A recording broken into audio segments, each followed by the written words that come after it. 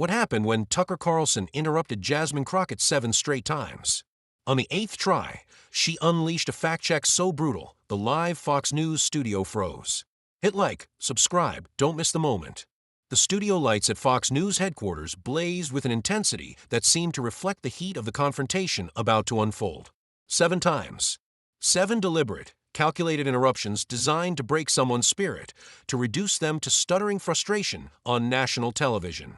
Tucker Carlson had perfected this art over decades, turning interruption into a weapon more devastating than any argument. But on this night, in front of millions of viewers, he would learn that some people don't break, they build.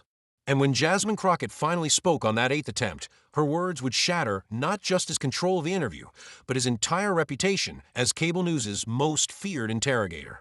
Jasmine Crockett had risen from the grassroots struggles of inner-city St. Louis to the halls of Congress through sheer force of will and preparation. From grassroots struggles to Congress, Crockett fights with research and razor-sharp composure. Bold, resilient, and feared for exposing spin with data, she doesn't just argue, she dismantles. Her reputation preceded her into every room. The woman who brought receipts to rhetoric fights, who could cite statistics from memory while her opponents fumbled for talking points. She had learned long ago that in America, being right wasn't enough, you had to be undeniable. Tucker Carlson represented everything establishment media had become: elite journalist turned firebrand host, wielding his platform like a cudgel against anyone who challenged his worldview.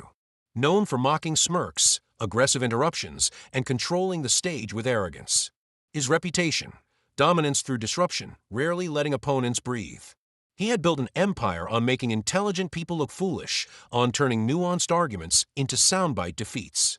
His signature move, the rapid-fire interruption, had destroyed careers, humiliated experts, and turned serious discussions into theatrical demolitions. Tonight, he thought he would add another scalp to his collection. The Fox News studio had been transformed into an arena, bright lights flooding every corner, like searchlights seeking truth in a landscape of shadows. The cameras circled like predators, red recording lights blinking in synchronized hunger for the confrontation everyone knew was coming. Microphones hung from booms overhead, suspended like swords of Damocles, ready to capture every word, every pause, every moment of weakness. Producers leaned forward in the control room, their fingers hovering over switches and dials, nervously anticipating the clash they had orchestrated but couldn't control. The stakes transcended typical cable news theater. This wasn't just about ratings or viral moments. This was about America's fiercely divided view of law, order, and justice in the post-2020 world. Every word spoken would be dissected by millions, weaponized by partisans, and analyzed by historians trying to understand how American discourse had become a blood sport. The criminal justice reform that Crockett championed and the law and order absolutism that Carlson preached were about to collide with the force of tectonic plates, and the resulting earthquake would reshape the political landscape. The interview began with Carlson's trademark condescension, his voice dripping with the kind of false courtesy that preceded an execution. "Representative Crockett, welcome to the show," he said, his smile never reaching his eyes. "I want to give you a chance to explain why you think criminals deserve more protection than their victims." The framing was deliberate, poisonous, designed to put her on the defensive from a first second. Crockett began her response with measured calm, citing statistics about wrongful convictions, the school-to-prison pipeline, the devastating impact of mandatory minimums on communities of color. She had prepared for this, knowing that facts were her armor against Carlson's rhetorical assault. "Mr. Carlson, when we talk about criminal justice reform, we're talking about..." First interruption. Quick, surgical, designed to break her rhythm. "But you voted against increasing police funding," Carlson interjected, his voice rising over hers. "How do you explain that to families who've lost loved ones to crime?" Crockett tried to continue. "The bill you're referring to actually..." Second interruption. More aggressive this time. "You can't deny your voting record, Congresswoman. It's public. You consistently side with criminals over victims." His smirk widened, the expression of a predator who smelled blood. She attempted once more to complete a thought. "If you would let me finish, Mr. Carlson, I could explain that the legislation..." Third interruption. This one accompanied by theatrical laughter. "Oh, please, explain away your radical agenda. I'm sure the victims of crime in your district would love to hear it." The mockery in his voice was thick enough to cut. Some uncomfortable laughter rippled through the studio audience, nervous energy from people unsure whether they were watching journalism or a public execution. Crockett gripped her notes tighter, her knuckles whitening, but her expression remained steady. She had been warned about this, had watched dozens of Carlson's interviews in preparation. She knew his game: interrupt, distort, humiliate, move on. But she also knew something he didn't. She had been counting. Fourth interruption came as she tried to cite FBI crime statistics. "Those numbers are manipulated by liberal prosecutors who refuse to prosecute," Carlson declared, not even pretending to let her speak anymore. Fifth interruption arrived when she mentioned systemic racism. "Oh, here we go with the race card," he said with exaggerated exhaustion. "Everything is about race with you people, isn't it?" The casual racism of "you people" hung in the air like a toxic cloud. By the sixth interruption, the imbalance had become almost painful to watch.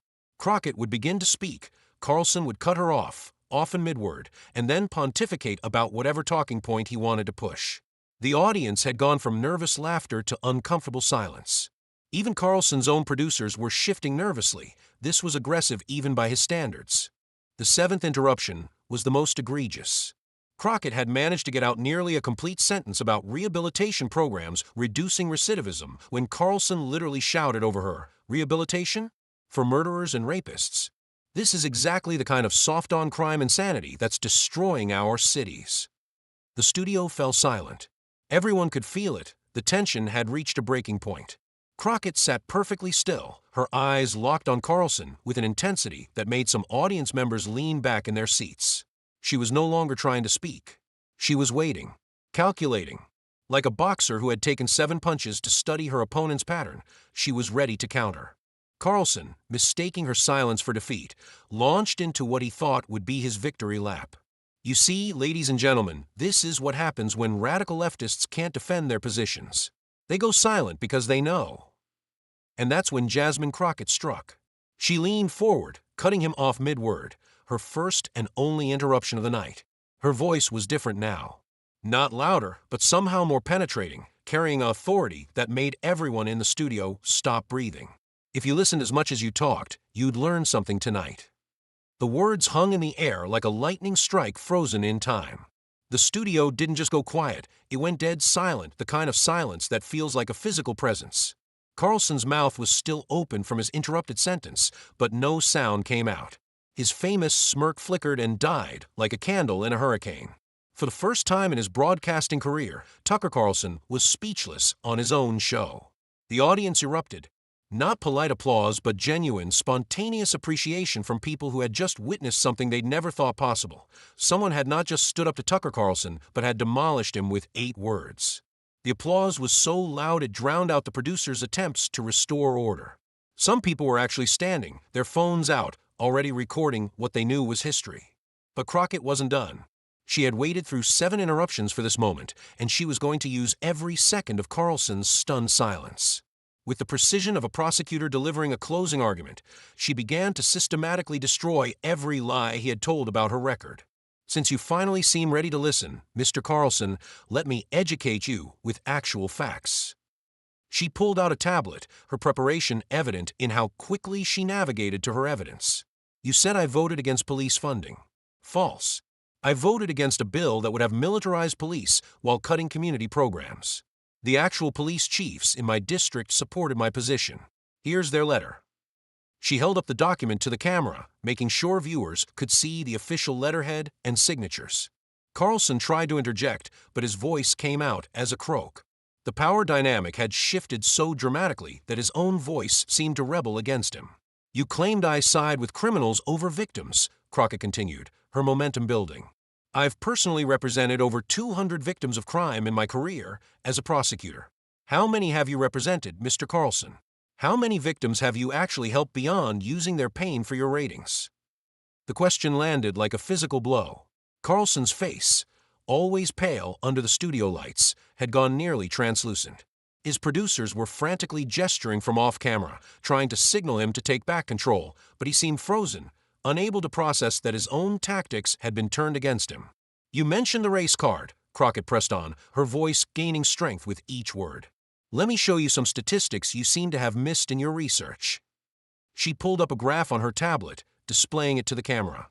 Black Americans are incarcerated at 5 times the rate of whites for the same crimes.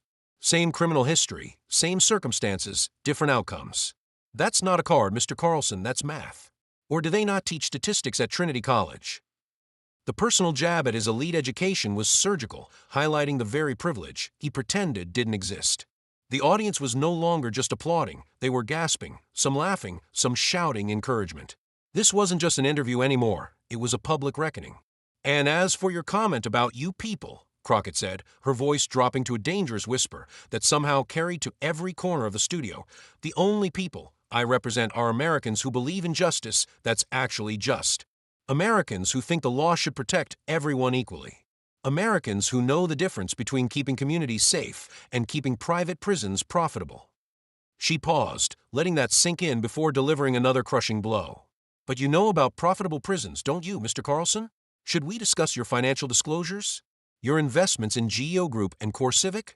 You make money every time someone goes to prison, yet you sit here pretending to care about victims. The revelation sent shockwaves through the studio.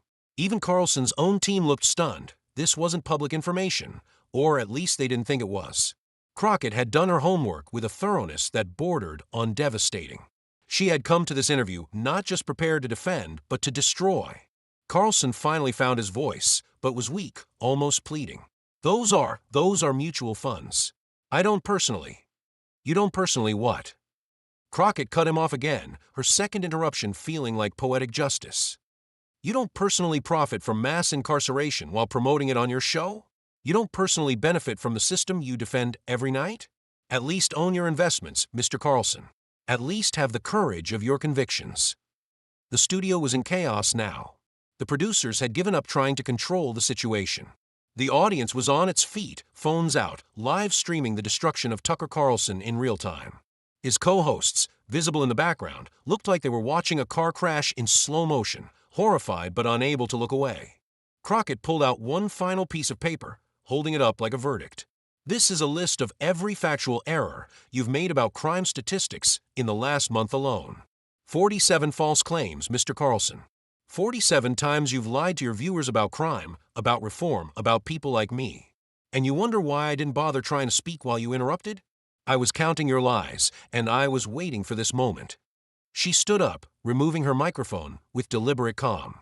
I came here thinking I'd have a debate about criminal justice reform. Instead, I got to expose a fraud who profits from a system he pretends to defend. Thank you for the platform, Mr. Carlson. Thank you for showing America exactly who you are. As she walked off the set, the audience erupted in unprecedented applause. Not the polite, prompted applause of a television audience, but the genuine, spontaneous celebration of people who had just witnessed something extraordinary. Carlson sat frozen at his desk, his mouth opening and closing like a fish gasping for air. His famous smirk was gone, replaced by an expression of genuine shock that would become one of the most memed images in internet history. The producers cut to commercial 3 minutes early, unable to salvage what had become the most devastating on-air destruction in cable news history. When they returned, Carlson was gone, replaced by a confused co-host who stammered through the remaining segments. Carlson wouldn't return to air for 3 days, claiming illness, though everyone knew the truth. He needed time to figure out how to recover from being eviscerated on his own show. Within seconds of the confrontation, hashtag #ShutDownOnFox exploded across social media, trending worldwide within minutes. The phrase, "if you listened as much as you talked," became instantly iconic, appearing on t-shirts, coffee mugs, and protest signs within hours. It transcended political boundaries. Even conservative commentators who usually defended Carlson admitted he had been thoroughly destroyed. The meme edits were instantaneous and brutal. One showed Carlson's 7 interruptions set to circus music, followed by Crockett's response with dramatic orchestra swells. Another used a basketball metaphor, showing Carlson taking 7 shots and missing, then Crockett making a single three-pointer to win the game. The freeze frame of Carlson's shocked face became the new standard for expressing complete defeat, replacing previous memes with its perfect capture of arrogant collapse. TikTok creators had a field day with the footage. One video showing a Generation Z creator's reaction to the moment went viral itself, her progressive scream of joy when Crockett delivered the line, becoming its own meme. Another showed the confrontation edited like a video game, with health bars above each speaker. Carlson's depleting with each failed interruption, then dropping to zero when Crockett spoke. Twitter became a battlefield of analysis and appreciation. She really let him interrupt 7 times just to destroy him on the 8th, one viral tweet observed. That's not just patience, that's strategy. Even Fox News contributors struggled to defend Carlson, with one admitting on air he walked into that one. She played him like a violin. YouTube clips of the confrontation garnered millions of views within hours. The full 8-minute segment became the most watched Fox News clip of all time, though not for the reasons the network would have preferred. Reaction videos proliferated, with everyone from political commentators to comedians to regular citizens recording their responses to watching Carlson's destruction. The phrase, "listened as much as you talked," entered the political lexicon immediately. It became shorthand for calling out bad faith actors who dominated conversations without substance. Congressional representatives began using it in hearings. Activists put on signs. It even appeared in academic papers about political discourse and media manipulation. Late-night comedians had material for weeks. Stephen Colbert dedicated an entire segment to counting Carlson's interruptions, with a bell ringing each time. 7 times, he exclaimed. 7. That's not an interview. That's verbal waterboarding. Trevor Noah created a segment called "The 8th Time's the Harm," examining how Crockett had weaponized patience. Saturday Night Live's Cold Open featured the confrontation, with the actress playing Crockett delivering the lines so perfectly that it got a standing ovation from the studio audience. But beyond the memes and jokes, serious discussions were happening about media manipulation and the death of civil discourse.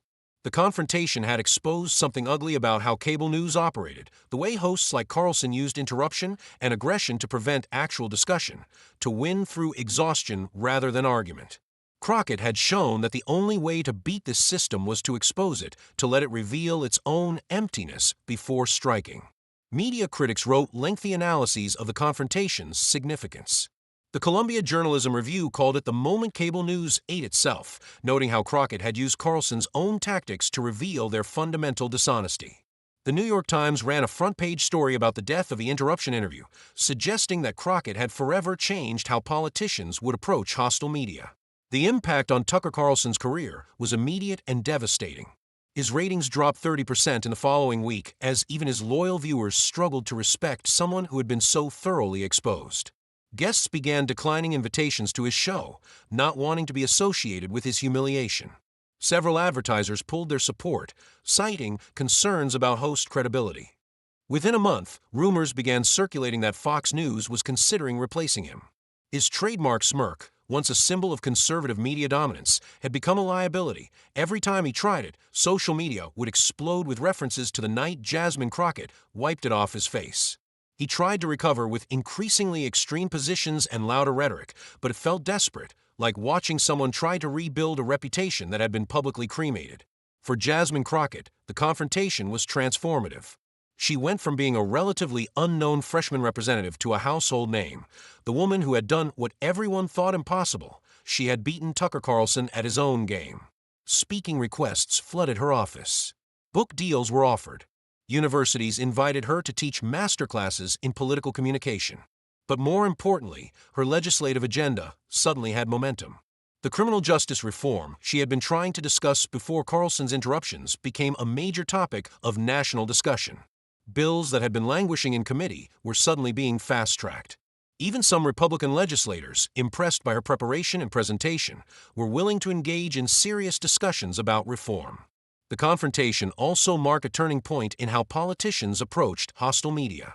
The Crockett method, letting an aggressive host reveal their tactics before destroying them with facts, became a studied technique. Political consultants began teaching candidates how to count interruptions, how to wait for the perfect moment to strike, how to use patience as a weapon. Training programs for young politicians began including the confrontation as required viewing. "Notice how she doesn't get frustrated," instructors would point out. "Notice how she counts. Notice how she prepares not just to defend, but to attack. This is how you beat a bully. You let them show everyone they're a bully, then you knock them out with truth." The long-term impact extended far beyond individual careers. The confrontation had exposed the fundamental weakness of performative aggression in media. Carlson's style, which had seemed invincible, had been revealed as a house of cards that could be toppled by someone with patience and preparation. It marked the beginning of the end for the interruption interview as a dominant form, as audiences began demanding actual discussion over theatrical dominance. News networks began reconsidering their formats. Producers who had encouraged aggressive interruption realized it was now a liability. Viewers had seen behind the curtain and didn't like what they found. Some shows began implementing uninterrupted response segments, allowing guests to actually complete thoughts. It was a small step toward civility, but it was a step. The confrontation also highlighted the importance of preparation over performance. Crockett hadn't won through charisma or quick wit. She had won through meticulous research and strategic patience. She had known Carlson's financial holdings, his error rate, his tactics. She had come to a knife fight with a legal brief, and the legal brief had won. Years later, media historians would mark this moment as pivotal in the evolution of political discourse. It was the night when the tables turned, when the interrupter became the interrupted, when preparation defeated performance.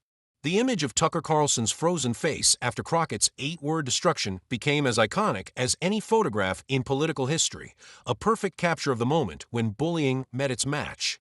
The confrontation entered political science curricula as a case study in strategic communication. Students would analyze Crockett's patience, her counting of interruptions, her precise timing. They would study how she had weaponized Carlson's own tactics against him, how she had let him reveal his game before destroying it.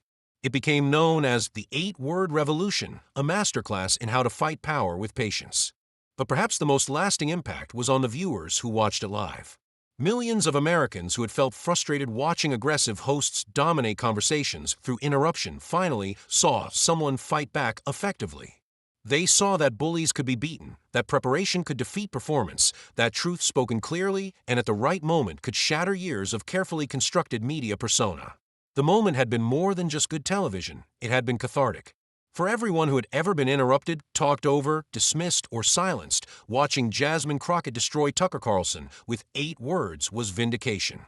It was proof that sometimes, if you wait for the right moment and strike with precision, you can turn the tables on those who think they control the conversation. As one viral tweet perfectly summarized, Crockett let him interrupt 7 times to prove he wouldn't let her speak, then destroyed him in 8 words to prove she didn't need his permission. That's not just winning an argument, that's winning a war. The Fox News studio, which had hosted countless conservative victories over unprepared liberals, had become the site of its most famous defeat. The bright lights that had been weaponized to disorient guests had instead illuminated Carlson's tactics for all to see. The cameras that had captured so many humiliations had recorded the humiliation of their master. The microphones that had amplified his interruptions had broadcast his destruction. In the end, the confrontation's legacy was simple but profound. Preparation beats performance, patience beats aggression, and truth, delivered at the right moment with the right words, beats everything. Jasmine Crockett had proven that you don't need to shout to be heard. You just need to wait for the moment when everyone is listening, then speak truth so clearly that it can't be interrupted, dismissed, or forgotten. If you listened as much as you talked, you'd learn something tonight. 8 words that changed media, that shifted power, that proved that sometimes the best response to constant interruption is to wait, prepare, and then deliver truth with such precision that it doesn't just win the argument, it ends it. Tucker Carlson had interrupted Jasmine Crockett 7 times. On the 8th, she interrupted his career. And in that moment, everyone listening learned something about power, patience, and the perfect deployment of truth.